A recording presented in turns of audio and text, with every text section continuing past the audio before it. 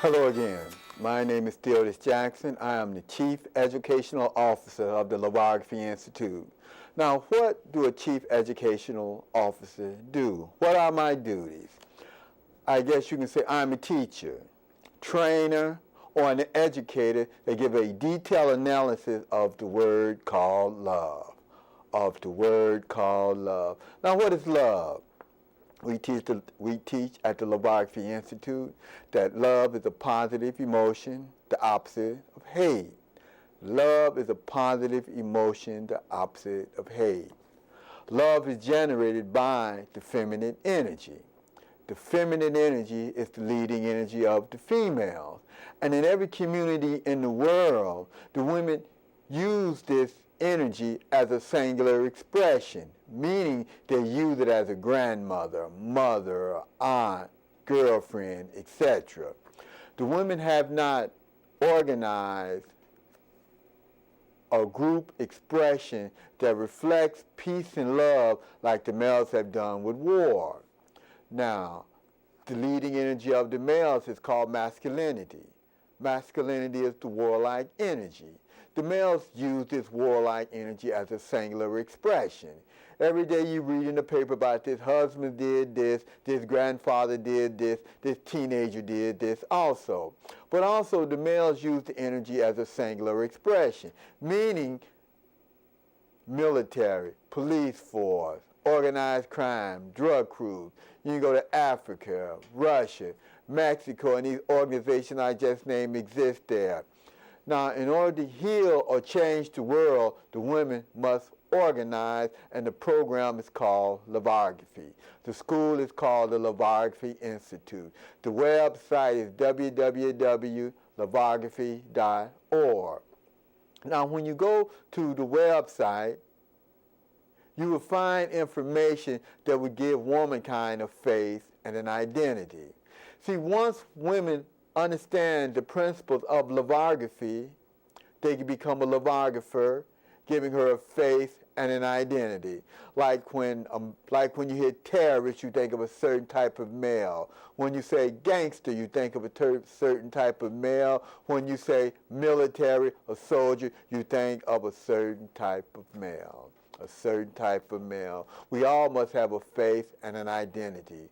This is what life is composed of faith and an identity. Now, what does the word love mean to you before loveography? I'm constantly amazed how people use the word love.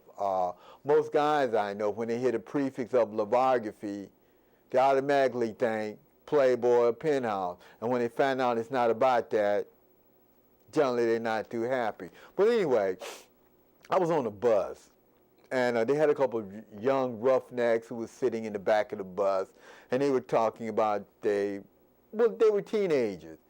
I'm assuming they was high school or maybe college or something, right? And a couple of times I heard them say, like, they love that bitch, you know. Well, anyway, as the blocks went on, their voices got louder, and there was this guy who was about 30 or maybe 40 years old, you know. He jumped up and he said, do you see my mother? My mother is sitting here. I'm tired of y'all using this word bitch and stuff, you know. And you can see he was just like them, meaning he had the same demeanor, the same deportment, but they were just a younger version of this guy. You know, they had to grow into his version. But anyway, they became silent. They didn't use the word bitch anymore because the guy was really angry at that. But love to me it's positive. Bitch is a dog, something low, something negative, and I don't see how they can use the words together. But often in this society, I see people, they do that. They use a negative word with a positive word, and most of them don't know. Most of them don't know. But this is food for thought in case if you ever heard this or ran across this. Now, at this season, many of you probably went to parties. I went to a few parties myself. Well, would I call them parties? Well, yes, a few yeah, a few parties because there was drinks there, entertainment, and people talk. But something happened to me, and I thought I would like bring this up. I was invited until this party, and when I got there, and I was being it was a mix. You know, you had Italians, you had Jews, you had Spanish, you had blacks there. And I was introduced to this like one homosexual.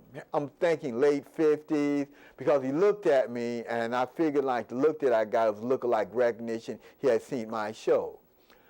And maybe 5-10 minutes later, it was a big outcome near the door or something. He had got his coat, and he was leaving. You know, he said he had saw my show. And he went to my website, and I was homophobic, and he didn't want to be in the same room, and they tell him he had to leave, blah, blah, blah, this and that, but he left anyway, you know. Now, something else happened to me, but this was like the biggest version of it, you know. But as most people who watch the show know that I'm a heterophile. I liked it when the society reflects the opposite sex. You know, I liked it back in the 1950s when it was a heterocracy. Heterocracy is when the schools, the city, the state is dominated or controlled by the heterosexual. Those days are over with. You live in a homoarchy now. You live in a homoarchy now, and I know homosexuals who like are homophiles, you know, this is what they're constructing, this is what they're doing, you know. But like I said, like I'm a heterophile, you know, this is what I like the 50s and the 60s, but I didn't like the racism that evolved in the 50s and the 60s. But anyway, two things that was interesting happened. Like I said, I was at this party, and this white guy over 50, he was a homosexual, he left. Now, it was about a half a dozen black homosexuals there. I found out like maybe like half an hour later, you know. This doesn't bother me, you know, being around homosexuals. It don't bother me being around like a politician, drug dealers. In the 70s, I knew people who was killing people, you know. Certain things in life you have to accept. This is it, you know, and I understand this, you know. I've learned this in life. But anyway, but anyway, getting back to the subject matter of this particular party. While I was in the party, after this guy left and everything, and I come to find out that like they were discussing a case. A case is like some homosexual, I'm not going to really get into it too deeply, but some homosexual in the city is suing some people for discrimination. And they were talking about it before I got there. And they wanted my take on this particular case. What did I think was going to happen? I said the homosexual is going to win, right? And he asked me, well, why do you think the homosexual is going to win? Because the heterosexual are the majority, you know, and heterosexual make the rules, blah, blah, blah, this and that, you know. And I find that a lot of people have problem accepting the homoarchy. I said, once the homosexual have programs inside of your school, it's not about the heterosexual no more. And then I explained like how I was growing up in the 50s and the 60s. It was racism. It was a racism program that was given to kids. I often tell viewers about how I was taught like the best thing happened to my ancestors was like they was made slaves and they was brought up to America because they said, when they were in Africa, they had no knowledge of God, they had no clothes, and they was running away from lions and tigers.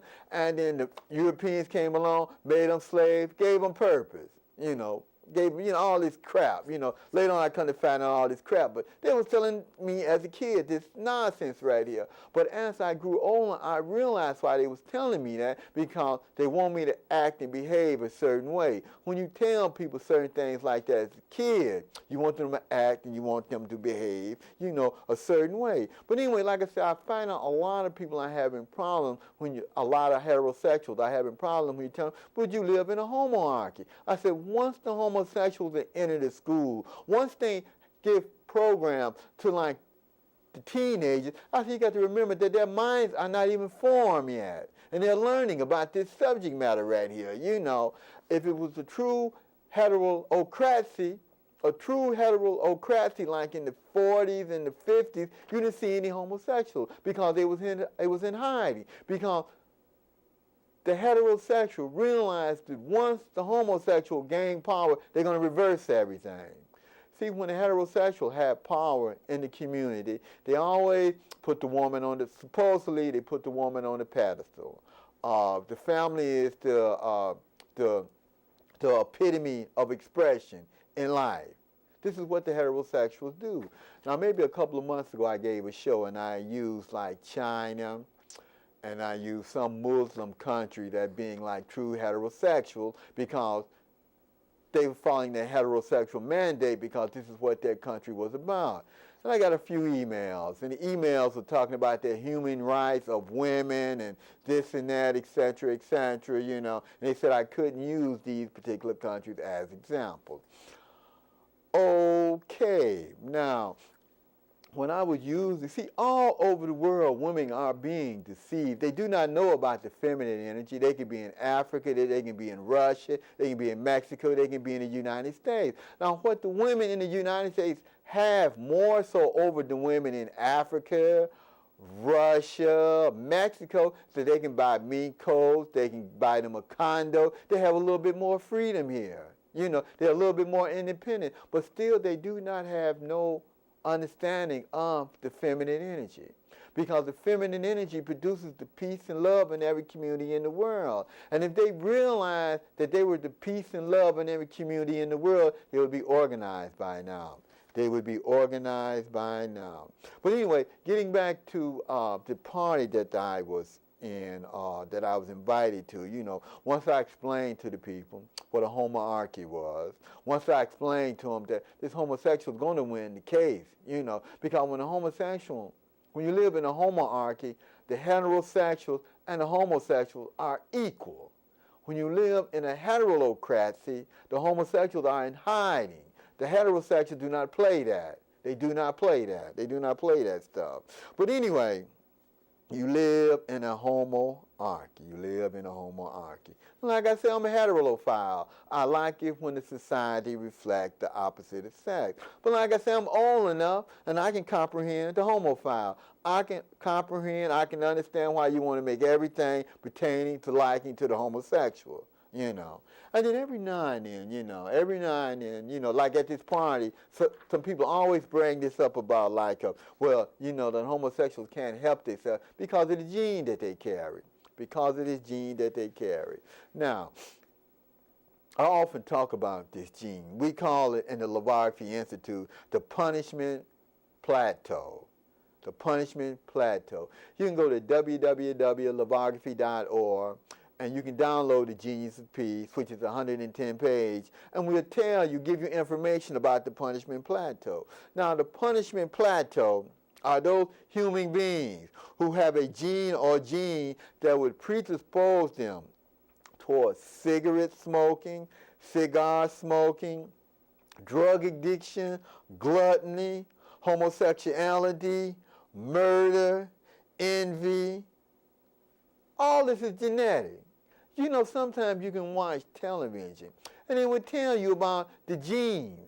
You know, people have these genes. You know, I was watching a show one time and they were talking about how they can cut the gene out. Like they know what the smoking gene look like. They know what the gluttony gene look like, so they can cut it out of your child, you know, as they mature in the womb. The drug addiction, the alcoholic, what they call it, the alcoholic gene. They know what these genes look like. They say they can cut them out and they can produce a better child. Scientists say that they can do this. In the future, they say they probably will do this, you know, cut this gene out. But I had the gene of being a drug addiction. I was into heroin. And I was able to kick the habit, and I was able to kick that habit, kick cigarette smoking. That made a better person of me. And because it showed that I had some strength. And the people who did not, I found out later, well, I quit heroin like in the early 70s. And I noticed that people who didn't quit it like in the 80s, they was dying, heart attacks, some people still doing the cocaine, and they was having disease, you know, they was becoming ravaged by these addictions. I knew a few homosexuals. They got AIDS. They wouldn't stop this stuff. And they're not here anymore. That's why I call it the punishment plateau. Because it seems like years ago, it seems like if you live in a country, you act and you behave a certain way. If you live in nature setting, life was set up a certain way for you to live. You don't live in that setting anymore. You live in an artificial environment now. Now, once you're into this artificial environment, the punishment plateau come out. And a lot of people are not able to control these genes. And so the genes control them, and they become like cigarette smokers, they become like homosexuals, they become like mass murderers and stuff, because they have these genes, you know. Every now and then on the news, they would tell you about somebody who said they have these genes. I remember watching television one time, and this guy was on death row, and he had killed maybe a dozen people, half a dozen or a dozen people. And he put in a appeal stating that the doctors in the prison knew he carried this gene, so it wasn't his fault that he killed these people. It wasn't his fault, it was the fault of the gene. But, you know, well, everybody's using it. Everybody's using this excuse, you know. To me, I think this is a pitiful excuse right here, you know. But to people who do not know, you sympathize and you feel sorry for them. But anyway, like I stated, I am a healthy heterosexual. And what I mean by a healthy heterosexual, I'm talking about one woman because I only got one penis. See, back in the 70s when the drugs and everything got started, I know that certain guys, like they would start like freaking off, like if they had drugs, they have 2, 3 women. I could never understand that concept. One penis, one vagina, I never understood that concept. And while I was in the midst of my addiction with the drugs, I noticed most of the people who I hung out with, they looked at it the same way. One penis, one vagina, one woman, you know. But anyway, this is what I call a healthy heterosexual. I deal with one woman at a time. Now, if you go to www.loveography.org, you will see new words, new thoughts. You know, I created like 60, 70 new words because we're trying to introduce something new into the community, new into the world. Now, we have a word that we call the homologist. Homologist. What is a homologist? An expert in homology. One who has excessive knowledge in the conduct that serves and develops for sexual congress between participants of the same sex. Now, there are 2 types of homologists. They are called the homosexual, and they are called the heterosexual. That's what they are called. You know. And a homosexual generally try to relate or give his lectures about the benefits of the homosexual organizing and tightening up this heterocracy that they have now. And the heterosexual, who is a homologist, they be talking about how once the homosexual come to power, they always do the same thing. The state takes care of the children. The family is broken up. Woman is reduced to the role of being a slut or a breeder. Same over and over and over again. This is first started like in ancient Greece. They started this practice when homosexuals took power. Then if you read about the Roman Empire, same concept. They did a little bit different, but it was the same concept. Because if you read anything or know anything, if you have a minute knowledge of the Roman Empire, I think 10 out of the 13 emperors, they were homosexuals. And then when Nazi Germany came around, the same trade. The state basically did the same thing. You see, like, a lot of people don't know, but this is not the first coming of the homosexual. This is the second coming. Because in the 1860s, over in Europe, the homosexual role began to rise to power. And they came out with this third sex theory. They were trying to say, like, the homosexuality was a sex and stuff, you know. There was a third sex, you know.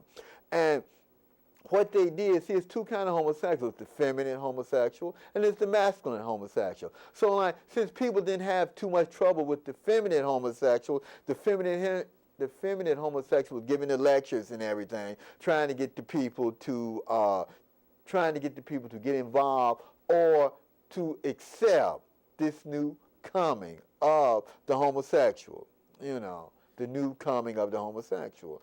And from 1860 until World War II, from 1860 to World War I, they was building the homoarchy. But because there are not that many, they had to do it real slow. See, when a homosexual build a homoarchy, they had to build it slow. They had to build it with deception because it's more heterosexual than it is homosexual. And generally, when the heterosexuals find out what has happened, the homosexuals they're running the show because they use deceit. They have to do this in order to get over on the heterosexual. But anyway, after World War I, the Nazi Party came about. And then the masculine homosexual joined this government. That's why Hitler had all these sick and depraved people. He had pedophiles. See, I call these people sick and depraved because I'm a healthy heterosexual. And I look at any sex act that doesn't curtail, like the penis and the vagina. I look at all this as being disease. I look at pedophilism. I look at that as being disease, although the pedophiles are organizing. They have their, God. I have to stop right here. I was over a friend's house a couple of years ago, and he was listening to this radio station. And what happened? It was this pedophile. Well, anyway, he had this organization that he was called like Boy Love. And he said he didn't like the word pedophile because the pedophile was so negative. It was, people think of pedophile, they think of being negative. So he created this organization, was like Boy Love, I mean, I was just, because every now and then I'm shocked at this, but you look at, hey, the homosexual, they organize, the drag queen, they organize, so the pedophile, they're organizing and stuff, And then, like, the announcer was asking the guy, did he have sex with the boys? That some kind of way, he was trying to say, like, they can help a boy reach manhood easier and quicker and blah, blah, blah. Some kind of stuff, because he was a male and he knew about the males, right? And they asked him, did he have sex with any of these boys? And he said, not unless they wanted me to. Now, this was, he's talking about youth, boys. When I think of boys, I think of somebody under 12 years. Under a teenager, 12 years and under. See, 30 years ago, he couldn't have done no stuff like that because the heterosexuals was in control. And heterosexuals don't play this stuff like this. The only reason the homosexual got the power that they got now because they came in through the civil rights movement. They came in when there was a race thing going and the heterosexual community was like fighting among each other. And that's how they got that spot. That's how they rose to prominence. That's how they did it. But like I said, if you go to the website, www.loveography.org, you see such words as Homoville, Hollywood and San Francisco, which are two functioning homodomes. They are established in the United States. Homodome. Homopopolis, the atmosphere that has taken place when a heterosexual is leaving their domain. Homoarchy, the territory supervised by the homosexual. Homicide, what is a homicide? To kill a homosexual. Heterocidal, a killer of or killing pertaining to the heterosexual. Heterocide, to kill a heterosexual. Heterocrat, a member of the heterocracy, one believing in the heterocracy as a legitimate form of government because they are the founders of humankind.